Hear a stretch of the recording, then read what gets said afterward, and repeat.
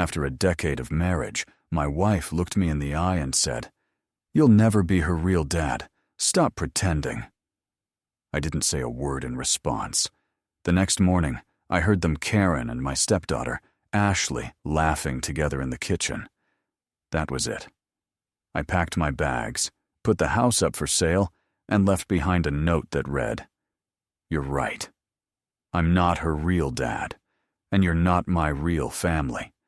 It's astonishing how 10 years of your life, 10 years of devotion, sacrifice, and love can vanish in an instant, erased by a single sentence." It happened last Tuesday. Karen and I were arguing about Ashley, who at 17 wanted to attend a weekend party 3 hours away. It was during the school week, and I didn't know the parents hosting it.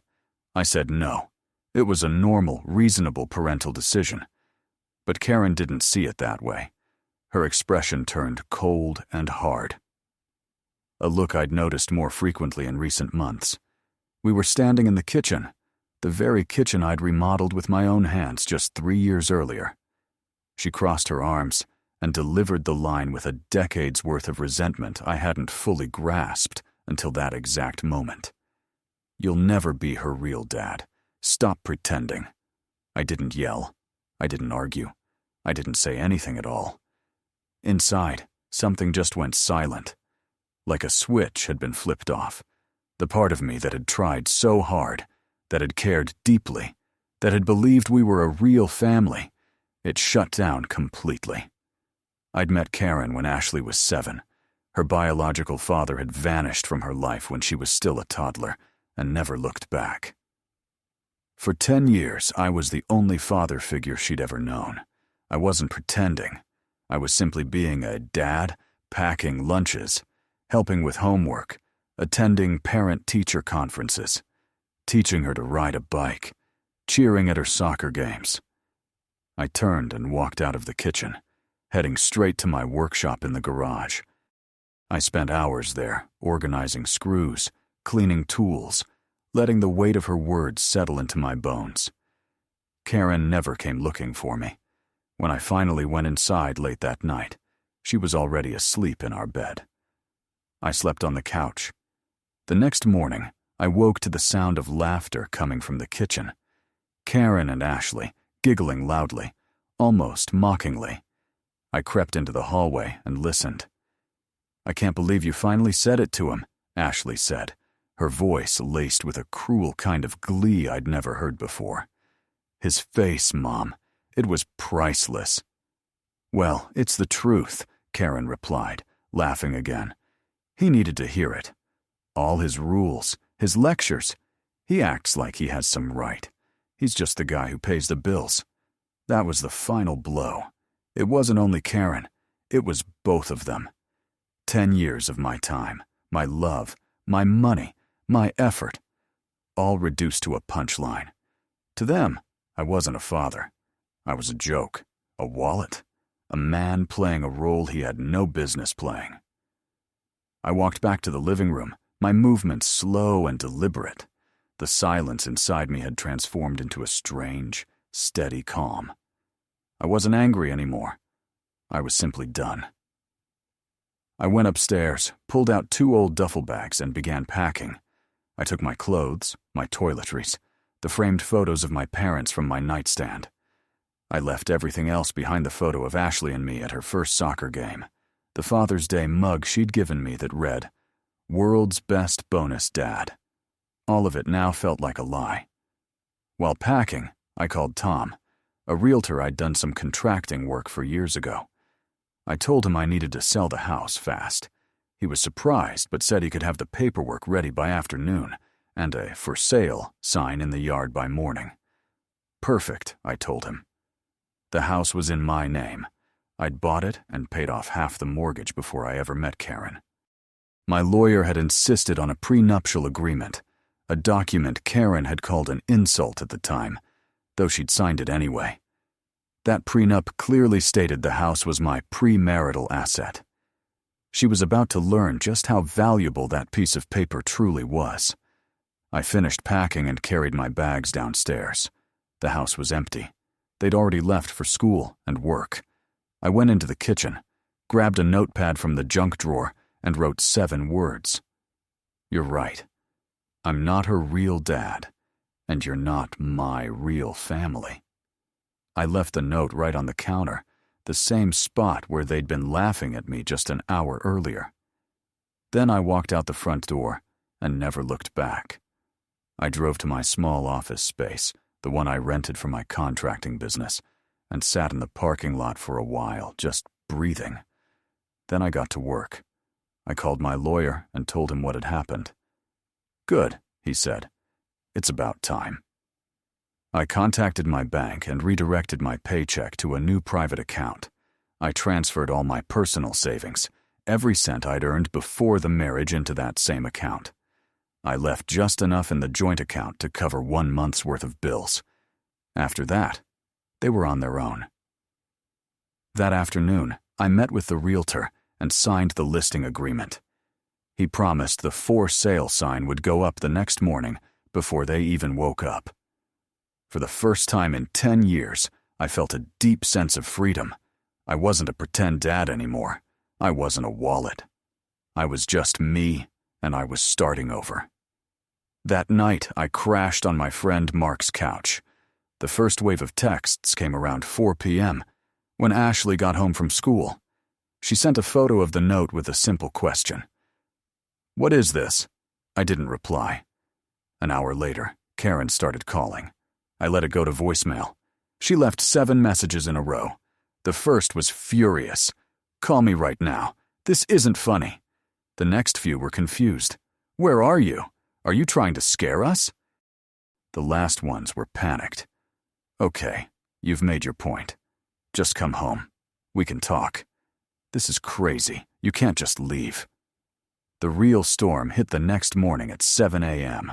Karen called, screaming, "There's a for sale sign in our front yard. Our yard. John, what did you do?" I answered, my voice eerily calm. "It's not our yard, Karen. It's my yard, and I'm selling my house." "You can't do that.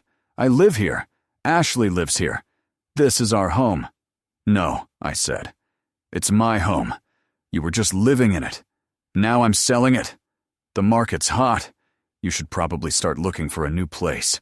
You've got about 30 days, maybe 60 if you're lucky." I could hear her sputtering, struggling to form words. "My lawyer will destroy you for this. You can't just kick us out." "I suggest you have your lawyer look at our prenup," I replied.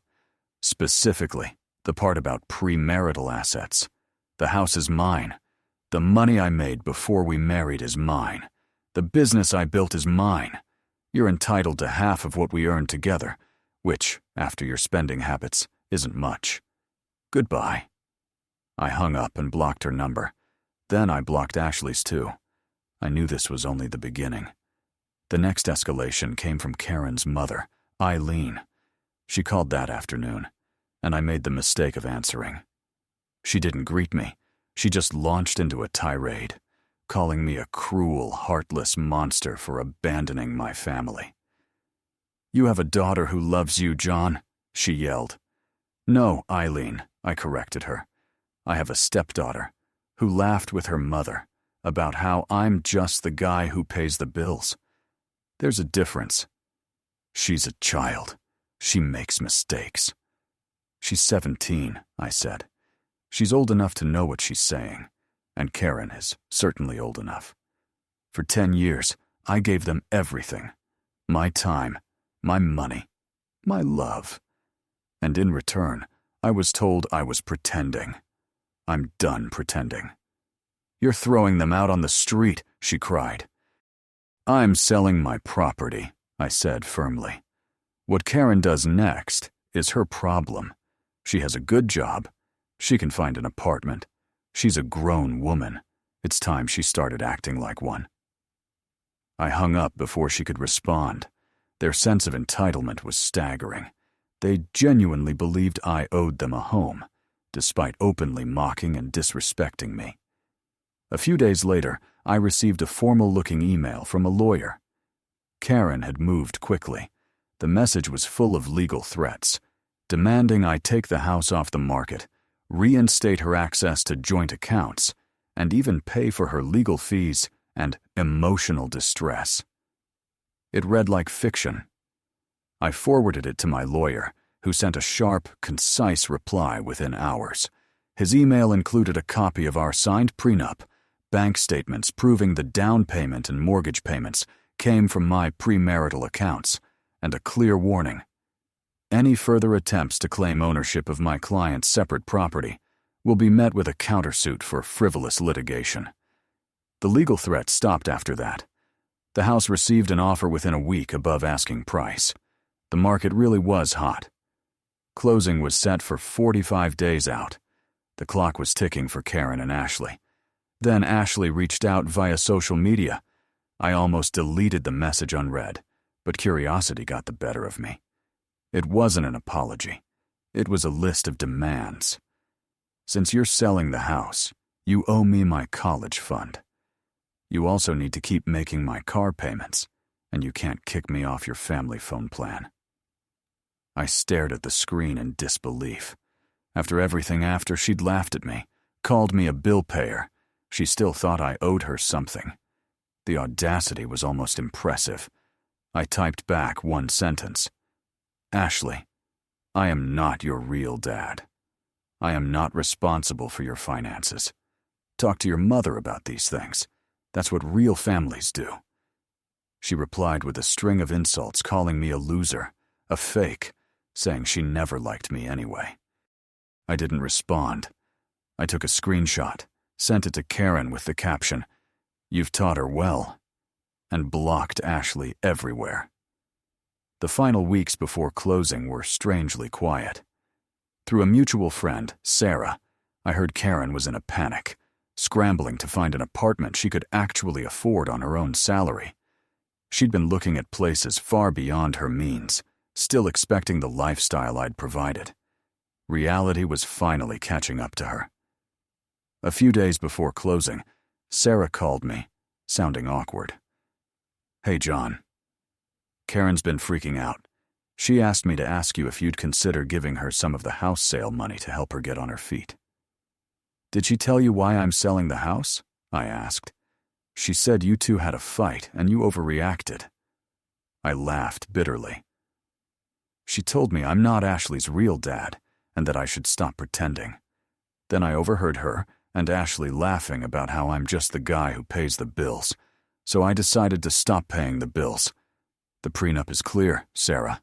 The house is mine. She'll get her share of marital assets. That's it. I'm not a bank." Sarah was silent for a moment. "Wow." She left that part out. "I'm sorry, John. I won't bother you again." On closing day, my lawyer handled everything. I signed the papers in his office, and the proceeds were wired to my private account. After his fees, he cut a check to Karen for her legal share of marital assets, a respectable sum, enough for a down payment on a modest condo or to cover rent for a couple of years. But it wasn't the windfall she'd imagined. My lawyer sent the check via courier, along with final divorce papers. I had no intention of seeing her again. That night, I sat in my new downtown apartment, a small 2-bedroom rental, empty except for a mattress and a few boxes. It wasn't much, but it was mine. My phone rang an unknown number. I answered. It was Karen using a new phone. Her voice was quiet, defeated. "I got the check and the papers." "Okay," I said. "Is this really it, John? 10 years. You're just throwing it all away over one stupid comment?" "It wasn't one comment, Karen," I said gently. "It was 10 years of you feeling that way and never saying it. It was you and Ashley laughing at me. It was you seeing me as nothing but a wallet. That comment didn't end our marriage. It just revealed we never really had one." She started to cry. "What are we supposed to do? The apartments I can afford are tiny. Ashley's furious. She has to go to community college now. You've ruined our lives." "No," I said, and for the first time, anger flickered inside me. "You did. You had a man who loved your daughter as his own. You had a beautiful home. You had a partner who supported you. You had a family. And you threw it away because you thought you could do better. Now you get to find out if you were right." I hung up and blocked the new number. I looked around my empty apartment. It wasn't much, but it was real, and it was all mine. A month later, another unknown number called. I almost ignored it, but I was expecting a supplier, so I answered. A rough, tired voice asked, "Are you John?" "Yes." "My name is Rick. I'm Ashley's biological father. Karen called me last week. Said I should hear your side of the story." My first thought, another trap. Desperate, Karen had tracked down the deadbeat dad to use against me. I agreed to meet, but on my terms. A public diner downtown, with my friend Mark sitting nearby as a witness. Rick was a long-haul trucker, just passing through. He looked exhausted, but met my eyes squarely when he shook my hand. He told me Karen had called him out of the blue, sobbing, claiming I was an abusive monster who'd thrown them out with nothing. But before confronting me, he'd done some digging. He'd learned I had a solid reputation in town, a stable business. It didn't match her story. So I told him everything, the 10 years, the kitchen comment, the laughter, Ashley's demands. I even showed him the screenshot of her message. He shook his head in disgust. I was a deadbeat, he admitted. I ran out on them, and I owned that. I was a bad father, but I never pretended to be something I wasn't. What they did to you after you stepped up and did the job I didn't. That's just cold. He had no plans to reunite with Karen. He just wanted to see his daughter. He asked what she was really like. I was honest, smart, funny, athletic, but raised with a sense of entitlement. "She's a good kid underneath," I said, "but she's been taught to see people for what they can give her." We talked for nearly 2 hours. At the end, he thanked me. "I'm going to see Ashley," he said. "Not to save her from you, but to give her a reality check that's long overdue." A week later, he called again. The conversation with Ashley had been a disaster. When he tried to tell her the world didn't owe her anything, that she disrespected the only father she'd ever known, she screamed at him, called him a loser for abandoning her, and said she didn't need another fake dad. Karen's final move was an attack on my business.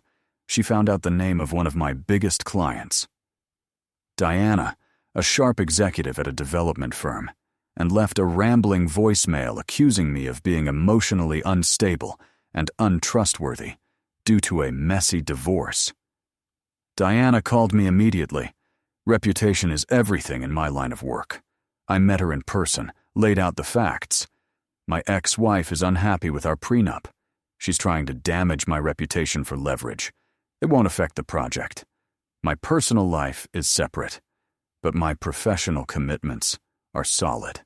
Diana nodded. "I've been in this business a long time, John. I know a bitter ex when I hear one. Don't worry about it. Just keep up the good work."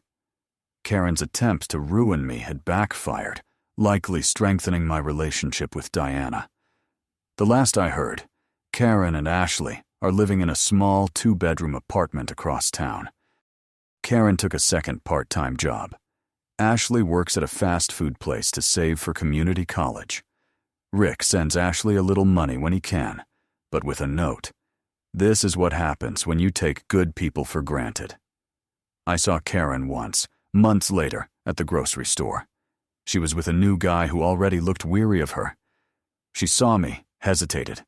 Then I gave a polite nod, turned my cart, and walked away. I felt nothing. Not anger. Not sadness. Just indifference. She was a stranger. Life settled into a peaceful rhythm. I focused on my business, started working out, spent weekends hiking with my dog. The silence was incredible. I hadn't realized how much low-grade stress I'd carried for 10 years, the constant need to manage Karen's moods, to connect with a stepdaughter who saw me as an obstacle, The judgment from her mother. It had been a background hum I'd grown numb to. Now, there was only quiet. 6 months after the divorce was finalized, my office assistant told me a man named Dave was on the line. Wanted to talk about Karen. I remembered him, the guy from the grocery store. Against my better judgment, I took the call. His voice was tense. "John, I know this is weird, but I feel like I'm going crazy, and I think you're the only person who'd understand. Can I buy you a beer? 5 minutes of your time?" There was desperation in his tone, the sound of a reasonable man drowning in an unreasonable situation. We met at a quiet bar. Dave looked just as tired as I remembered. He'd met Karen on a dating app 4 months after I left. She'd spun a sob story about her evil ex, who abandoned her and her daughter with nothing. Dave, recently divorced himself, felt for her. The first few months were good. Then came the red flags. Money. Always money. She complained about being broke, yet bought new clothes, got expensive salon treatments.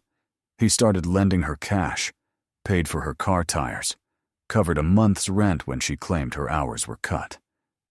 Then came her family. Her mother, Eileen, constantly criticized him, made passive-aggressive remarks about his job. Ashley treated him like furniture, unless she wanted concert tickets, new shoes, or cash for nights out. "It's like they see me as a walking ATM," he said, shaking his head. "And if I say no, Karen accuses me of not caring, says I'm just like you." The final straw, he found an open credit card statement addressed to him. She'd added herself as an authorized user without telling him and maxed it out. Nearly $10,000 on clothes, spa days, dinners with her mother. When he confronted her, she didn't apologize. Said he was overreacting. "She told me you were the monster," he said, looking me in the eye. But the more I listened to her twist things, the more I doubted her story. So I dug deeper. Talked to Sarah. She told me the truth, the prenup, what you overheard in the kitchen. I just nodded. He'd found the truth on his own. So, am I crazy? Or is this just who she is? That's who she is, I confirmed. And that's who her mother taught her to be. And that's who Ashley is becoming. They see men as resources. When one runs dry, they move to the next. He looked relieved, like a man finally given a diagnosis. "What did you do? How did you get out?" "I just stopped," I said. "Stopped paying, stopped pretending, stopped caring what they thought of me. The second you cut off the money, you'll see their true colors. But be ready. They'll try to destroy your reputation. Call you a monster to anyone who'll listen. You have to be prepared for the war." We finished our beers and shook hands. As I walked out, I felt pity not for Karen, but for Dave. He was at the start of the same ugly road I'd just finished. That conversation was my true closure. It confirmed my decision wasn't an overreaction, it was survival. Karen hadn't changed. She never would. She was just hunting for a new host. A few months later, I got a text from an unknown number. It was Ashley. Not a demand this time. An apology, clumsy but sincere. She told me Dave had left Karen after taking my advice, documented everything, even threatened legal action over the credit card fraud. Seeing her mother repeat the exact same cycle with another man had been a wake-up call. Rick had been talking to her too, forcing her to face hard truths. "I was a brat," she wrote. "You were good to me, and I treated you like dirt because my mom and grandma told me I could. I'm sorry.